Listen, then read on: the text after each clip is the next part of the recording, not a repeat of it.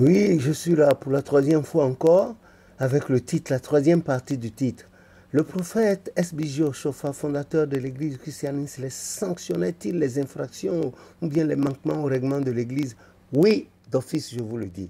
Très calmement, il prenait cette décision et elles étaient exécutoires. Voilà un autre cas que je m'en vais vous citer. Ce visionnaire, bon père de famille, tranquille. Un jour, le Satan s'en est pris à ce visionnaire qui s'occupait de la femme d'un voisin qui n'est pas chrétien céleste. Il s'était surpris lui-même en train de coucher avec la femme, cette femme-là. Et sa femme, à lui, et sa fille aînée, et une de ses filles, étaient entrées, l'ont vu en action, en train de chevaucher la femme d'autrui qu'elles autres connaissaient.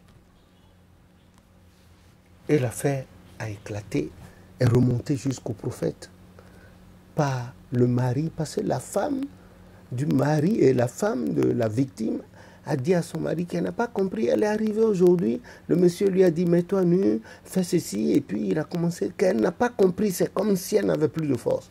Alors le monsieur Nelai, tout fâché, est allé voir le prophète à raconter l'affaire. Le visionnaire a été convoqué devant le prophète Sin Nédier.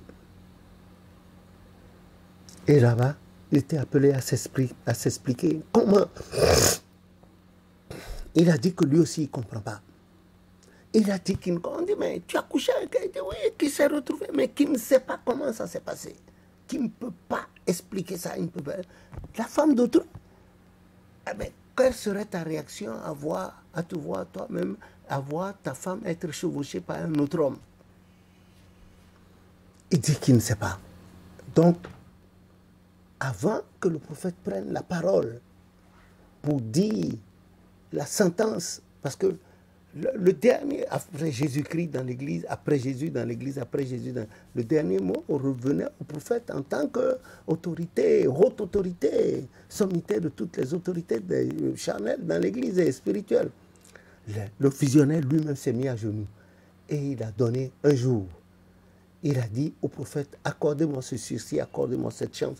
Je vais venir et trouver des gaillards, des gens bien costauds, bien en forme, qu'ils viennent, le nom que vous voulez. Donc, il est parti, il serait allé en forêt, il est allé chercher des chicottes qu'on appelle doboliba. Il a dit, quand ça touche le corps, ça déchire, comme des lanières. Ça touche, vous tirez, ça déchire. Il est allé en chercher, je crois, une 50aine. Et puis la corde, il a amené, il a convoqué sa femme, ses enfants, dont sa fille aînée, qui était déjà mariée. Il a convoqué les gens de sa parenté, de sa famille et quelques gens du quartier, de la localité. Il a convoqué le cocu, le mari et la femme en question. Et quand il est venu, lui-même, il a tout enlevé. Il a enlevé sa tenue de visionnaire. Tout ça, il est resté en cache-cesse, en slip. Et il a tendu les deux mains, les deux pieds. Le prophète était assis avec les costauds. Il a donné la corde. Il a dit, me voici. Même si vous voulez me chasser de l'église, enlevez-moi cet opprobre que j'ai jeté sur le... Il a tendu les deux mains. On l'a saucissonné comme un crabe.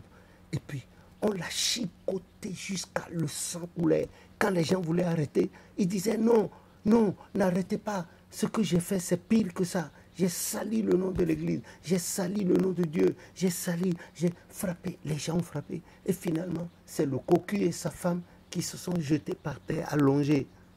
Ils se sont allongés devant le prophète. Ils ont demandé pardon au prophète, pardon à l'assistance.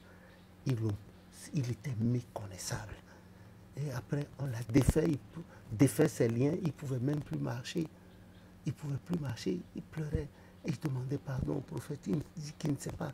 Oh, le monsieur était un bon visionnaire. Un père de famille, un grand-père respectable dans tout le voisinage. Il a pleuré à genoux. Il demandait pardon tantôt au prophète, tantôt au monsieur cocu, tantôt à la femme, tantôt à sa femme, ses enfants, les voisins. Il dit qu'il ne sait pas. Il ne sait pas jusqu'à présent comment ça s'est passé. Qu'il ne sait pas. Et le prophète, à distance, lui a imposé la main, lui a dit de partir, qu'il est pardonné, mais qu'à la prochaine incartade, qu'il serait viré de l'église.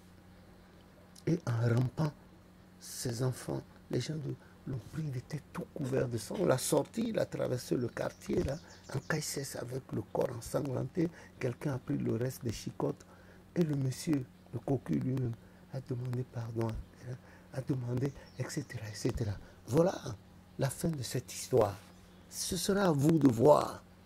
Il a juste demandé un sursis. A dit le prophète aurait prononcé en même temps son excommunication de l'église. Séance tenante. Il a demandé un sursis. Il est allé lui-même. Il a fait des propositions. Il est revenu. Et voilà comment l'affaire a pris fin. Et il a été malade plus de 6 mois.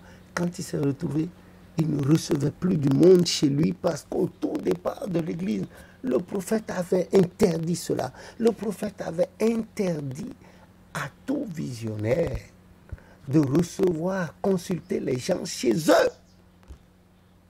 Le prophète l'a interdit, qu'il y a des risques là-dedans.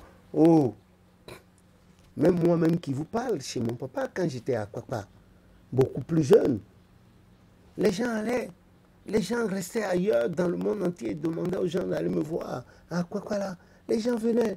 Mais des fois, ce que je ne comprenais pas, les anges me parlaient des gens qui allaient arriver. Bon, il y a telle personne qui va arriver, il sera habillé en ceci. Voilà, voilà ce qu'il faut lui dire. Voilà, voilà. Et je le faisais, ça allait bien. Mais le prophète avait dit, avait bien mis les visionnaires en garde de ne pas recevoir les gens chez eux. Mais aujourd'hui,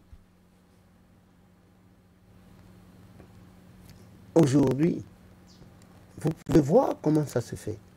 Il y a des marchands de temples. Ils transforment leur salon en temple et qui reçoivent des gens. Des trucs impossibles. La dernière fois, un devancier qui était basé en Suisse avec sa maisonnée, elle nous a appelé pour nous dire oui, que son petit garçon était, mais seulement qu'un visionnaire qu'il connaissait, il a appelé jusqu'au pays et il a dit au visionnaire, mais qu'est-ce qu'il fallait faire pour arrêter ces manifestations sataniques influençant son fils? Le visionnaire lui a dit qu'ils auront besoin de sang de cochon et sang de canard pour faire ce travail. À vous d'en juger. Regardez ça.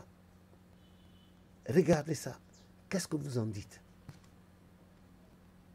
Le prophète Oshofa, le prophète SBJ Oshofa, fondateur de l'église, sanctionnait-il des infractions? Oui, il sanctionnait, c'était bien marqué, jusqu'à l'excommunication même. Que le nom de l'Éternel soit béni. Amen.